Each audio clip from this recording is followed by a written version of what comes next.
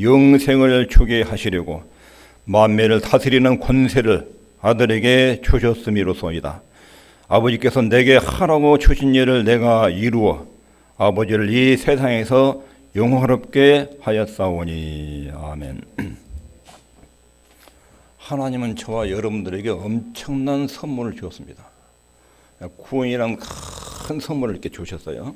근데 하나님이 주신 선물의 가치를 제대로 모르면, 하나님이 주신 선물의 가치를 모르게 하는 것이 뭐냐면 무지와 우둔함이에요. 무지와 우둔함.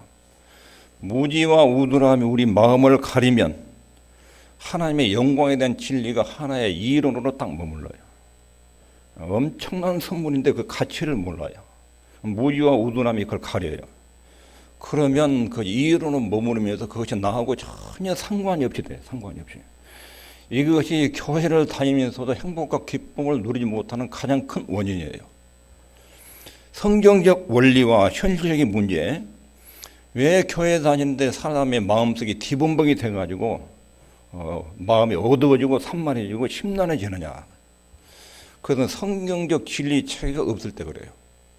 하나님께서 우리에게 준 구원과 진리를 잘 모르고 무지와 어두움에 마음이 덮이면 그때 마음이 심란해지고 교회를 다니는데도 뭔가 질서가 없고 마음이 영적인 어떤 쾌적함이 없고 어둡고 산만하고 이런 불행한 삶을 살게 됩니다.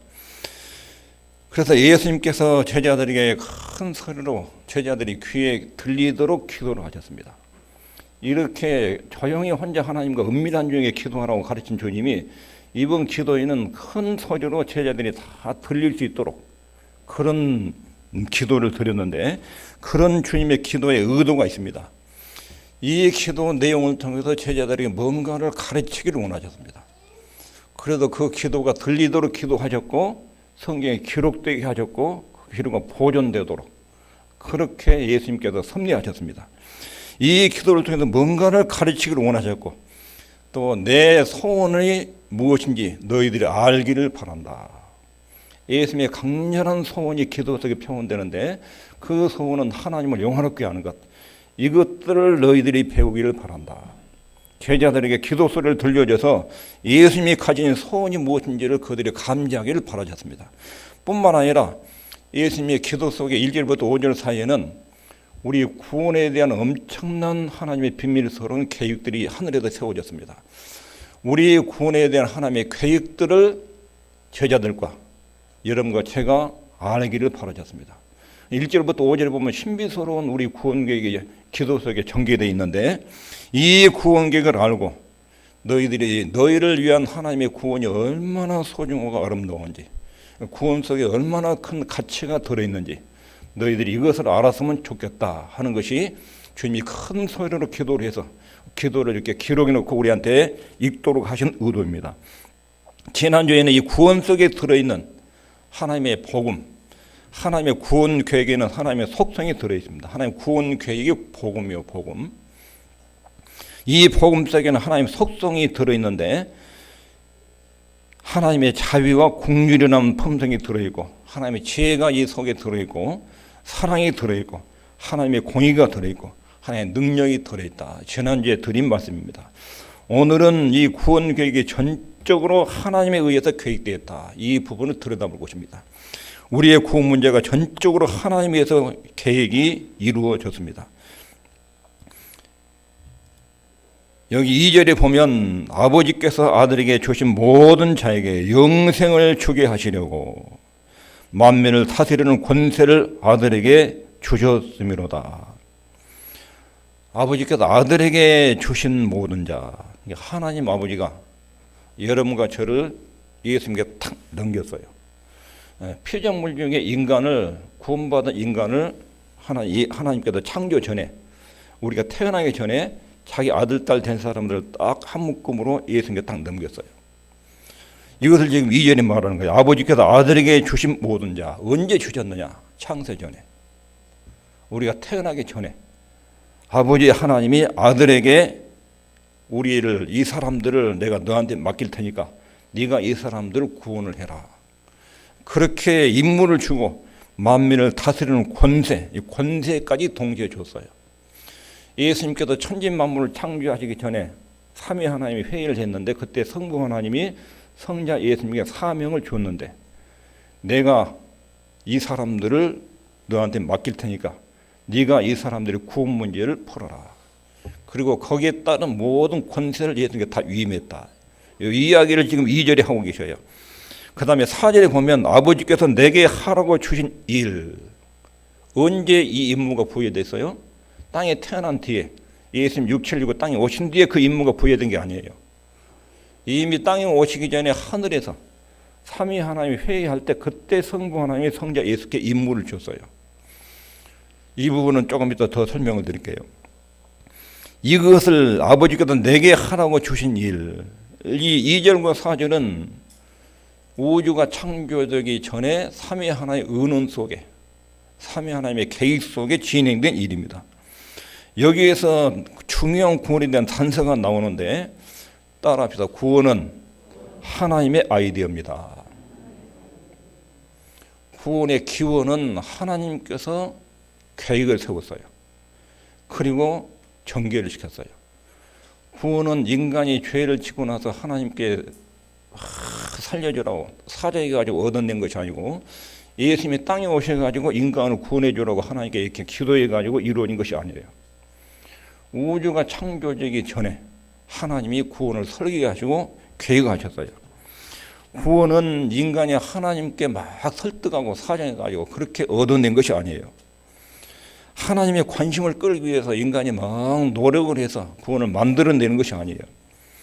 우리의 구원은 하나님의 성각 속에서 창세 전에 기원이 시작이 출발이 된 거예요. 구원은 하나님의 친히 세우신 목적이에요. 구원의 원천과 기원은 오직 하나님의 영원한 마음에서 나오는 것입니다. 예수님이 성부 하나님께 구원을 요청하거나 또 우리가 하나님께 구원을 부탁해가지고 이루어진 것이 아니라 구원 자체는 성부 하나님이 영원 전에 창세 전에 설계하시고 진행하시고 일을 실행하셨어요. 그래서 구원은 철저하게 하나님의 아이디어예요. 하나님의 작품이에요. 그리고 이 구원은 완벽하게 계획됐습니다. 하나님은 창조하시기 전에 인류 구원 문제를 계획하셨습니다.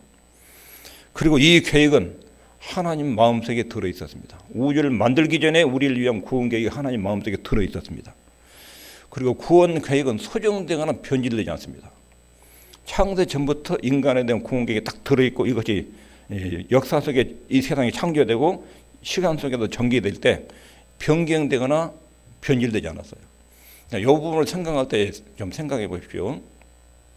우주가 창조될 때 시간이란 게 시작됐어요. 시간이. 우주가 창조되기 이전을 영원이라고 해요. 영원. 창조로 우주가 시간이 시작됐어요. 창조로. 그리고 예수님이 딱 재림하시면 시간이 끝나요.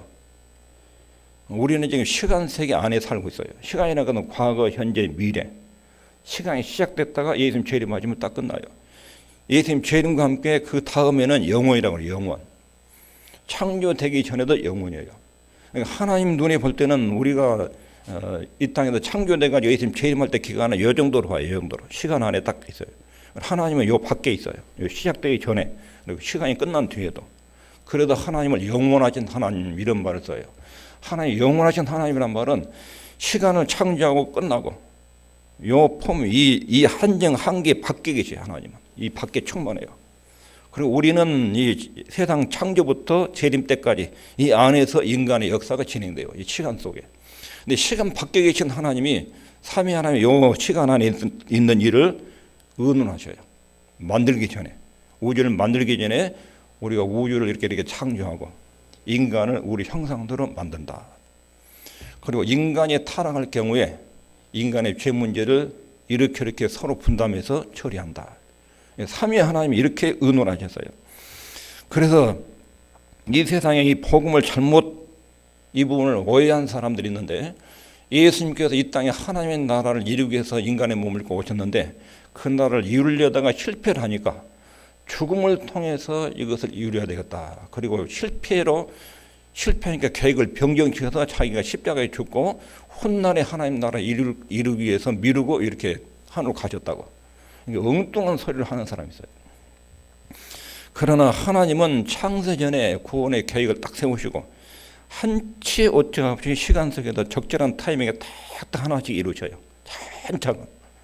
한 번도 그 타이밍을 놓친 적이 없이 그 시간을 하나님이 다 주장하시면서 인간의 구원 문제를 창조 이후 타락, 그리고 타락할 때 하나씩 하나님의 타이밍과 계획에 따라서 철저하게 이루어져요. 그리고 예수님의 제 이름으로 완전히 딱 종결돼요.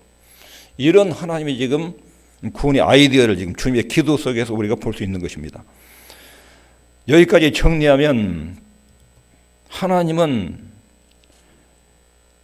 구원 계획은 창세전에 있었다. 그리고 그 구원 계획이 인간 세계에 점진적으로 계시가 됐어요. 이미 구원 계획은 딱 완벽하게 짜여져 있는데 그것이 이제 시간이 전개되면서 차근차근 조금씩 이렇게 확장돼서 알려져. 하나님이 아브라함을 부르십니다. 우발적인 것이 아니라 아브라함의 출생까지 계획하시고 정확한 타이밍에 하나님이 아브라함을 부르십니다. 정확한 시점에 된 것입니다. 아브라함을 부르고 다음에 하나님이 하신 말씀이 창세기 15장 16절에 네 자손은 4대 만에 이 땅으로 돌아오리니 이는 아무리 족속의 죄악이 아직 관영치 아니함이라. 아브라함이 이제 가나안 땅에 있으면서 나중에 너의 후손들이 애굽으로 내려갈 텐데 애굽으로 내려가서 4대 만에, 즉 400년 만에 다시 돌아온다.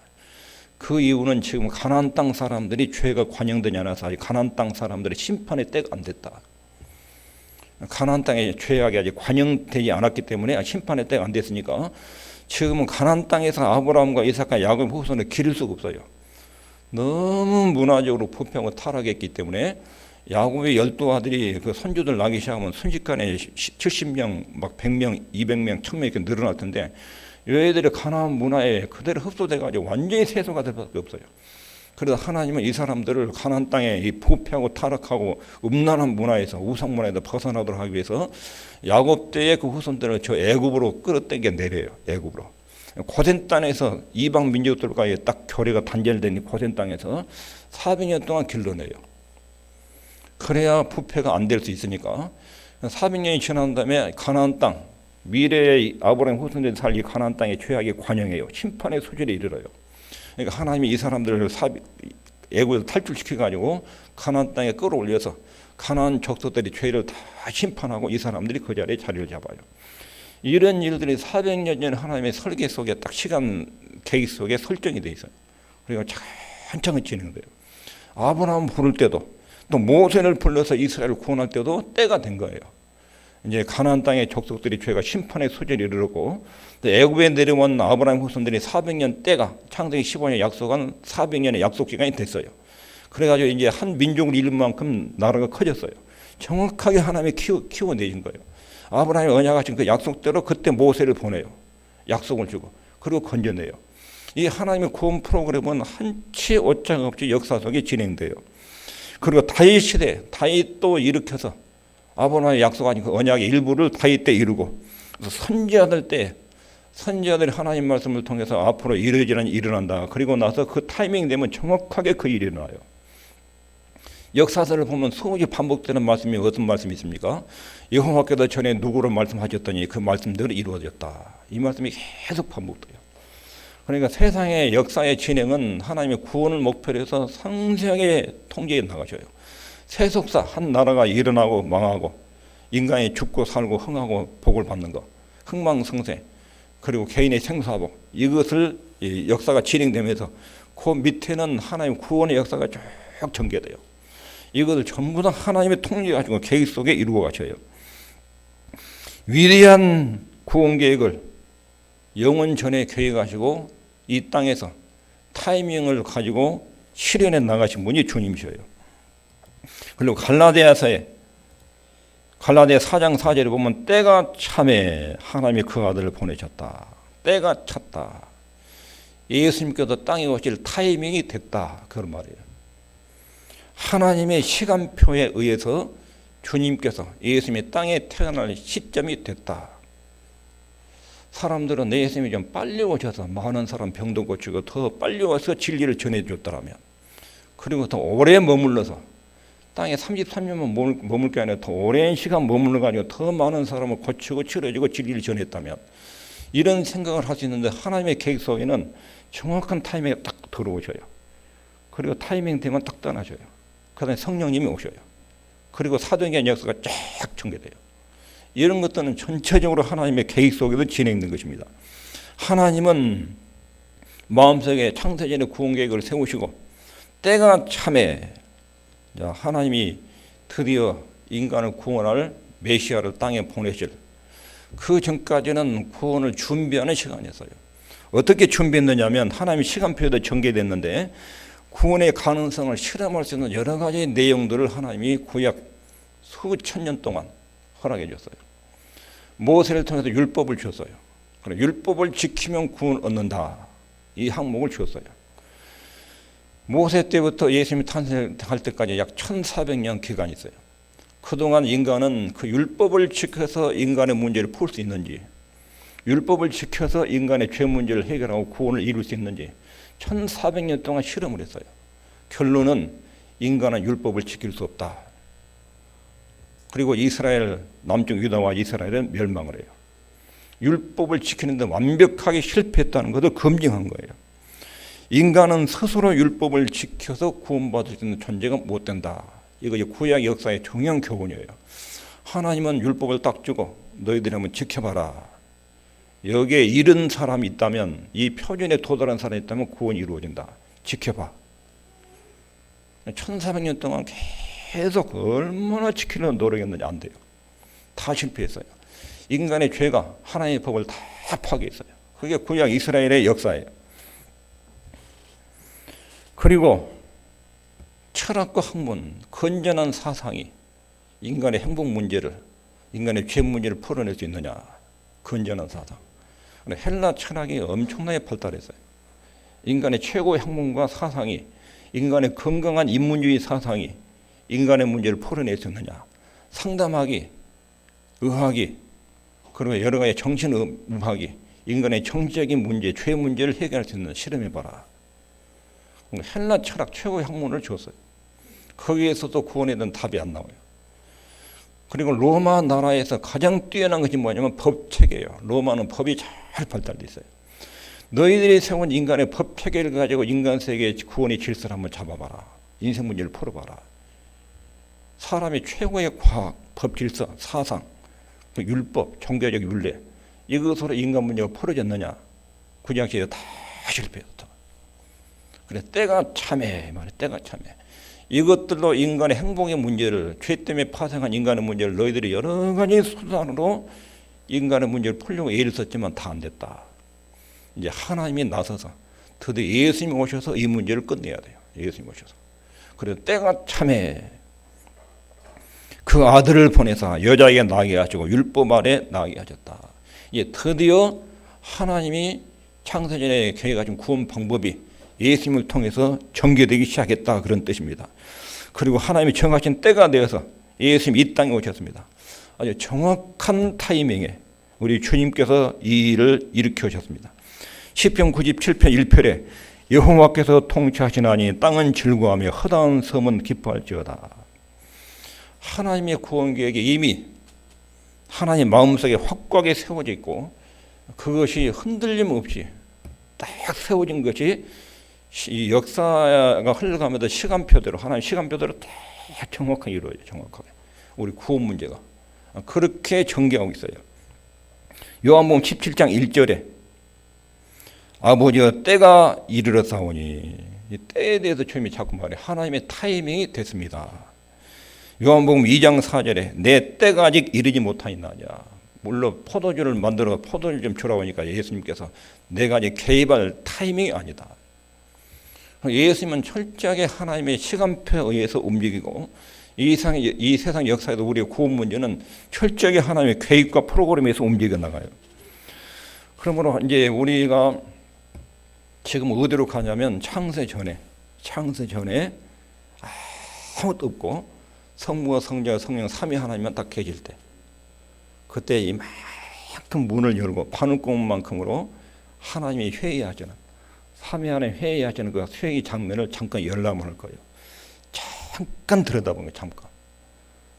그때 어떤 일이 있었는지, 여러분과 저를 구원하기 위해서 우주가 만들어지기 전에 창세전에 어떤 일이 있었는지 아주 경외하는 마음으로 하나님이 회의하셨는데 그 회의를 영원한 회의를 영원한 회의.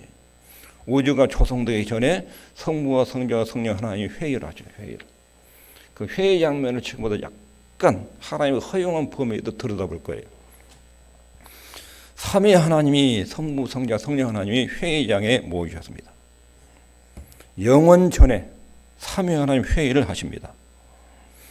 회의가 무엇 때문에 주최졌는가? 왜 회의를 하셨는가? 바로 우주 창조와 인간 창조, 인간이 타락할 때 인간을 어떻게 구원할 것인가? 요게 영원한 시간 전에 회의가 개최된 것입니다. 그 회의 내용에서 성부 하나님이 제2위 성자 하나님께 한 과업을 맡겨줬습니다. 우리가 인간을 우주를 창조하고 인간을 만들 텐데 우리 형상대로 우리 모양대로 인간을 만들 텐데 그 인간이 타락하고 범죄하면 그때 성자 하나님이 사람의 몸을 입고 내려가셔서 그 인간의 죄값을 십자가로 청산하고 그리고 구원해 내는 일을 맡으시오. 성자 하나님 그때 그도 소락하죠. 소락. 그리고 성자께서 그 십자가에서 죄를 속량하고 나면 그 다음에 성령 하나님이 땅으로 내려가셔서 성자 예수님이 이루신 그 구원 사역을 사람들 마음속에 딱 들어가서 깨닫게 밝히고 믿게 그렇게 해서 우리 아들 딸들 우리와 함께 영원히 천국에서 함께 살 수 있는 이 사람들을 그런 방법으로 건져내서 우리의 나라를 만듭시다. 이게 창세전에 삼위 하나님이 회의한대요. 우리 주님의 기도 속에 지금 그걸 이야기해요. 아버지께서 그때 나한테 지시하시고 명령하신 그 과업. 창세전에 우리가 회의했을 때 그때 의논한 그 내용을 내가 이루어 아버지를 영원하게 했사오니 그때 창세전에 가졌던 내 영광도 다시 복원시켜서 예수님이 십자가에 죽여 부활하시면 창세전에 가졌던 그 영광의 자료로 다시 예수님의 신분이 복원돼요. 복원시켜 주시고 이거 어마어마한 기도가 지금 이루어져요. 지금 예수님이 이 기도를 제자들한테 들려준 거예요. 너희들을 구원하기 위해서 내가 성부와 성자 성령 하나님의 어떤 과거의 계획을 세우고 진행시켰는지 알겠느냐? 너희들이 이거 알아야 된다. 주님께서 이걸 알리고 싶은 거예요. 이걸 알리고 싶은 거예요. 회의의 가장 중심부에 있는 회의의 주제는 인간이 타락할 경우에 그 인간을 어떤 방식으로 구원해 낼 거냐. 이게 그 회의의 아주 중요한 중심 주제였어요.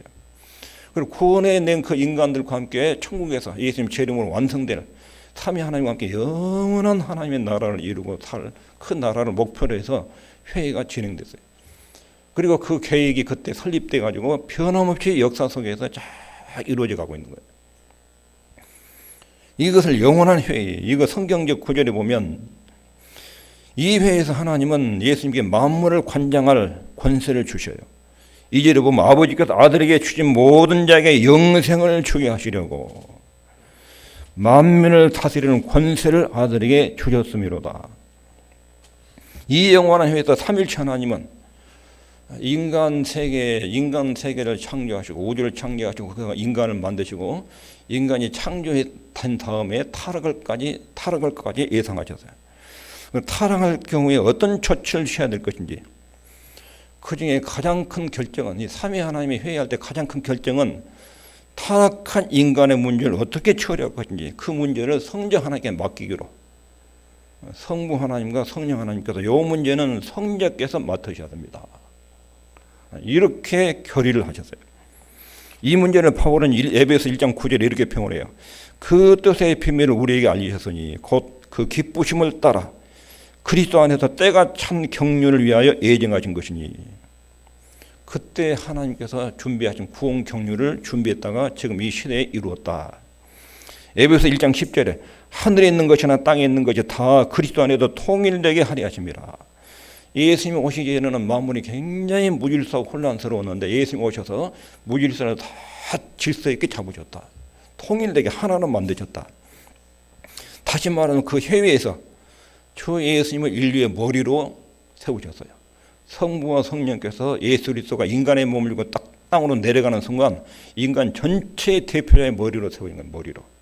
첫 번째 인류 대표는 아담인데 아담의 후손이 다 망가졌으니까 인간으로 오신 예수님이 두 번째 인류의 대표적으로 서진 거예요. 대표로 돼가지고 인류 전체를 질서 있게 잡으시는 거예요. 그리고 주님께서 이 땅에 오셔서 십자가에 죽으시고 부활하시고 승천하기 직전에 제자들에게 하신 말씀이 있어요. 예수께서 나와 일러 가라사대 하늘과 땅의 모든 권세를 내게 주셨으니, 성부 하나님과 성령 하나님께서 하늘과 땅의 모든 권세를 나한테 맡겼다. 엄청난 선언하죠. 언제? 창세전에 영원한 회의에서. 성부와 성령께서 인간의 구원 문제를 예수님께 맡기고 책임을 보여줬어요. 동시에 그걸 달성할 수 있는 권세도 위임했어요. 우주를 창조하시고 또 죄인들을 구원하시고 이들을 심판하시는 권세까지 예수님께 보여받았어요. 예수님께서 보여받았어요. 우주 전체를 운영하는 것, 태풍, 지진, 바다, 그 다음에 기상 조건, 이거 전부 다 주님이 통제하셔요. 천사들 세계, 사단의 세계 전부 다 주님이 통제하셔요. 인간들 세계 한 명 한 명 전부 다 주님이 다스리셔요. 이것이 하늘과 땅의 모든 권세를 내게 주셨으니, 우리가 절대로 오해해서는 안 될 한 가지 진리가 있어요. 예수님은 이 세상에 굉장한 관심을 가지셔요. 자기가 만든 세상이에요. 창조 때 자기가 만들었어요. 인간도 자기가 만들었어요. 그리고 인간을 구원하기 위해서 자기가 만드신 인간의 모습을 땅에 오셨어요. 그리고 그 인간을 구원해 내셔요. 그리고 창조 세계를 마지막에 재림으로 완성시켜요. 그러니까 예수님의 관심은 이 세상에 집중되어 있어요. 예수님을 통해서 이 세상은 그 안에서 예수님으로 말미암아 그를 통해서 창조되고 존재되고 보존돼요. 우리 주님이 그렇게 큰 권세를 가지고 창조 세계를 그렇게 유지하고 보존하시고 통치해 나가십니다. 성경은 예수님께서 이 임무를 실행하기 위해서 성경 내용이 뭐냐면 하나님께서 성자께 주신 임무를 어떻게 실행해 나가느냐, 그런 내용이 쭉 창세부터 계시록까지 이루어졌어요. 삼위 하나님이 창조를 이루시고 인간이 타락하자 타락한 인간은 어떤 방식으로 구원해낼 것인지 예수님께서 그 계획을 진행시켜 나가는 과정이 창세부터 계시록까지의 성경의 내용이라고 할 수 있어요. 이 영원한 회의에서 삼위 하나님은 인간과 세상에 일어날 일들을 계획하셨고 숙고하는 가운데 인간에게 죄가 개입되고 인간이 타락하면 그 문제를 해결하기 위해서 어떤 조치를 취할 것인지 의논을 하시고 그리고 결정하셨습니다. 가장 큰 결정이 뭐라고요? 타락한 인간을 건지는 일을 성자께 맡기는 일이에요. 이것은 성자께 맡기는 일. 그리고 그것을 성자께서 이 땅에 육체를 입고 오셔서 맡겨진 일을 수행하셨어요. 계시록 5장 5절을 보면 그 수행하신 과정을 이렇게 설명하고 있어요. 읽겠습니다. 시작. 장로 중에 하나가 내게 말하되 울지 말라. 유대 지파의 사자 다윗의 뿌리가 이겼으니 이 책과 그 7인을 떼시리라 하더라. 요한이 환상 중에 보니까 책이 하나 하나님 앞에 있어요. 책이 하나. 그때 책은 이런 게 아니라 말아진, 동그랗게 말아진 두루마리예요. 두루마리. 동글동글하게 말아져가지고 두루마리 끝부분에다가 인봉을 쳤어요. 인봉을. 로마 황제가 공문을 보낼 때 밀랍으로 마지막 끝부분에 딱 밀랍을 이렇게 붙이고 로마 황제 이렇게 도장 탁탁탁 쳐요. 이렇게 도장. 누구도 소신자 외에는 그걸 뜯어볼 수 없어요. 뜯어보면 황제를 기만한 죄로 죽어요. 요한이 환상 중에 어떤 두루마리가 이게 쫙 있는데 7개로 이렇게 탁 인장이 쳐져 있어요. 밀랍을 해가지고. 요한이 볼 때 이 책이 열려야 돼요.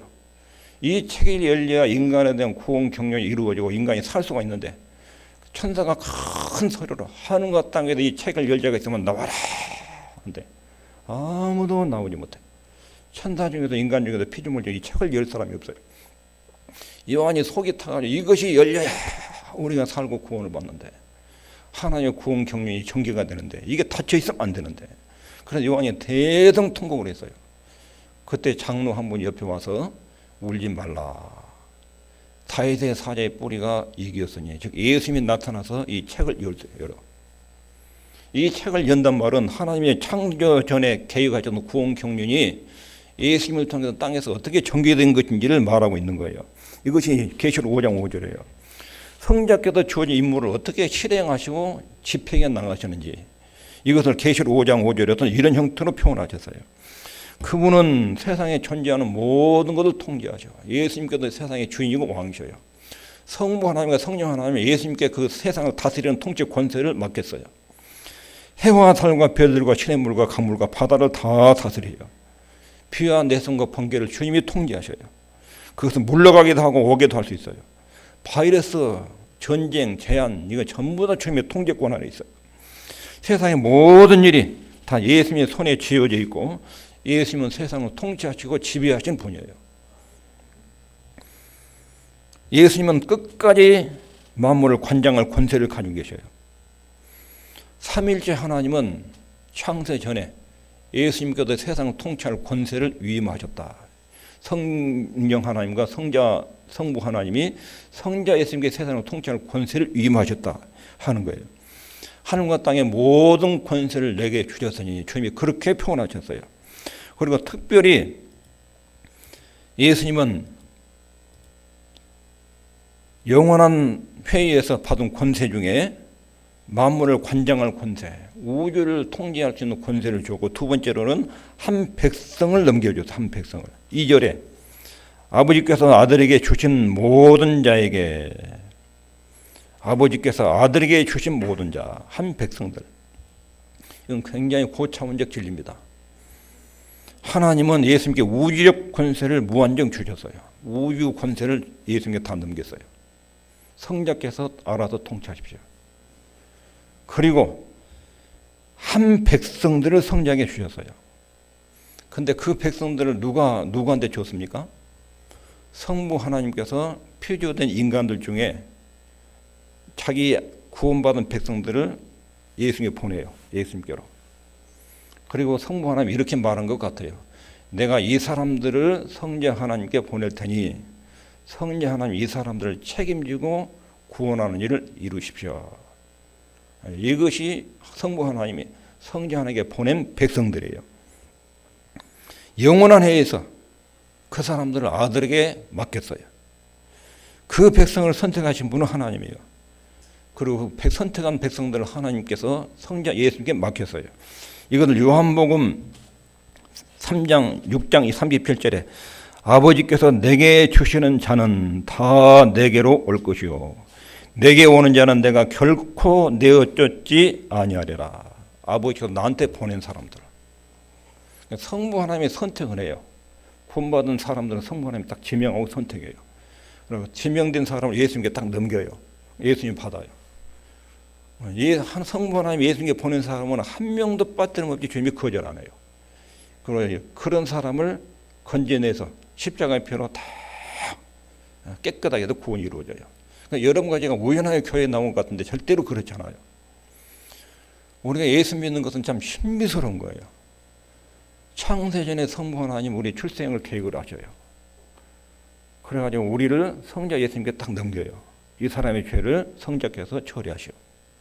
그래서 예수님이 딱 받아가지고 한 번 예수님이 딱 받으면 만유보다 크신 성부 하나님 우리를 성자의 품에 넘기면 어떤 세력도 그 품에다 뺏을 수 없어요. 완성을 지십니다.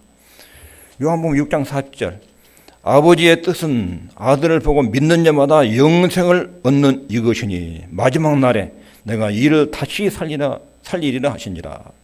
6장 55절에 내 아버지께서 오게 하여 주지 아니하시면 누구든지 내게 올 수 없다 하였노라. 성부 하나님이 자기 아들, 딸들 택정을 하죠. 선택을 하셔요. 그리고 그 사람을 예수님께 넘겨요. 그러나 예수님께서 그 사람을 딱 품고 죄 문제를 처리해서 자기 자녀로 삼아요. 그리고 이것을 절대로 뺏기지 않는다. 여기서 지금 확인할 수 있는 게 뭐냐면 우리의 구원은 절대로 흔들리지 않는다. 구원은. 우리의 구원은 내가 결단해가지고 믿어가지고 우리 쪽에서 반응이지. 이 구원 문제를 창세 전으로 거슬러 올라가도 들여다보면 그래도 바울이 우리 구원 문제를 말할 때 창세 전에 애정하사 그러면서 막 하나님의 그 구원 경륜을 찬양을 해요. 찬양을. 이렇게 예수님은 한 백성들을 넘겨받아서 아버지께서 아들에게 주신 모든 자에게 영생을 주게 하시려고 하나님이 창세전에 택한 백성들을 예수님께 넘기셨고 주님은 받았어요. 그리고 그 사람들을 건져내는 일을 하셨어요. 이것이 이런 말씀 속에 들어있습니다. 오늘 말씀의 핵심 진리는 우리를 구원하는 일을 하나님의 아들에게 맡기셨다 하는 거예요. 성부 하나님의 아들에게 여러분과 저를 구원하라고 직분을 맡겼어요. 그리고 아들을 세상에 보내셨어요. 그 아들을 세상에 보내신 분은 성부 하나님이셔요. 요한복음 3장 16절에 읽겠습니다. 시작. 하나님이 세상을 이처럼 사랑하사 독생자를 주셨으니 이는 저를 믿는 자마다 멸망치 않고 영생을 얻게 하려 하심이니라. 창세전에 계획하신 거예요. 그리고 때가 차니까 예수님을 땅에 보내셨어요. 인간의 타락할 것을 다 예상하시고 창조하셨어요. 그리고 타락한 죄를 예수님께로 넘기시고 그 아들을 믿는 자마다 멸망치 않고 영생을 얻게 하려고, 그리고 그 직무를 띠고 우리 주님이 땅에 오셨습니다.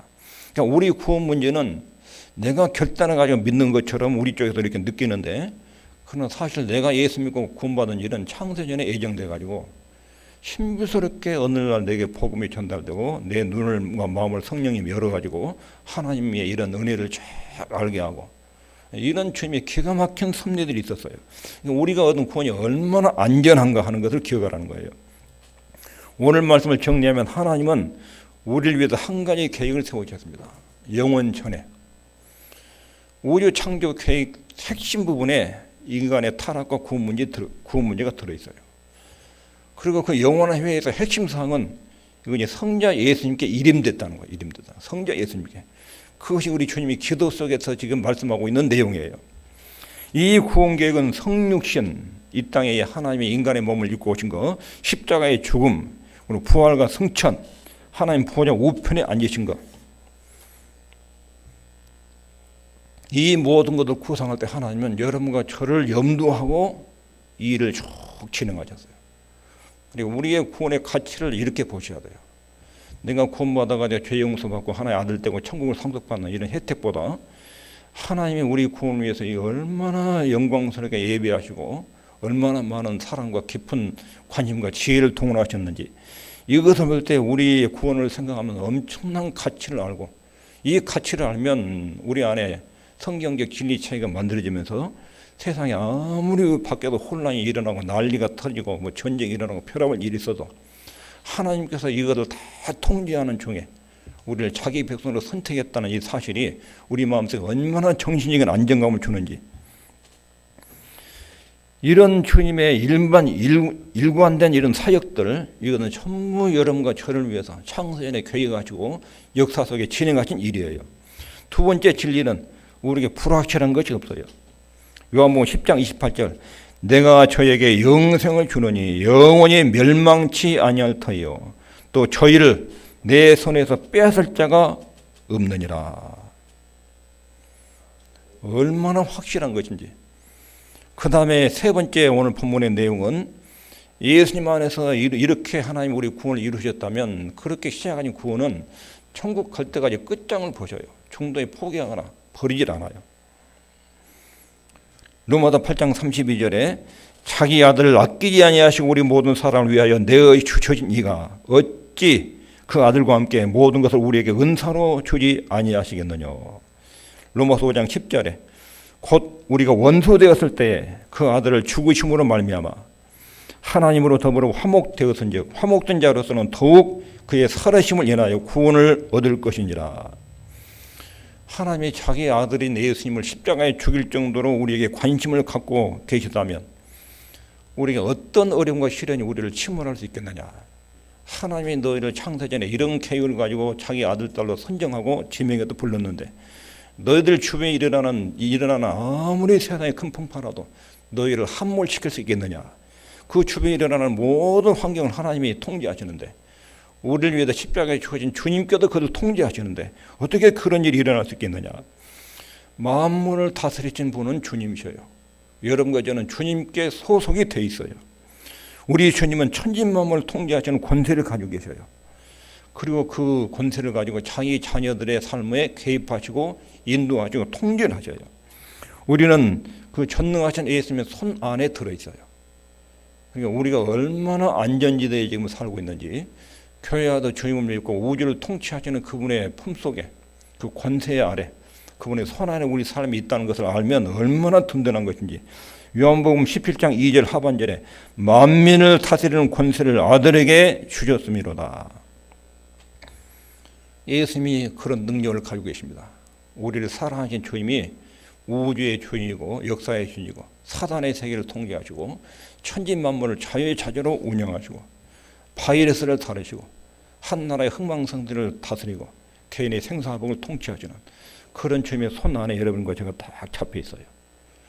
이것이 언제부터 잡혔냐면 창세 전부터, 우주를 창조하기 전부터 여러분과 제 출생 계획을 세워가지고 우리를 하나님의 아들 딸로 삼으시도록 계획 세우고 그 사람들을 다 잡고 있어요.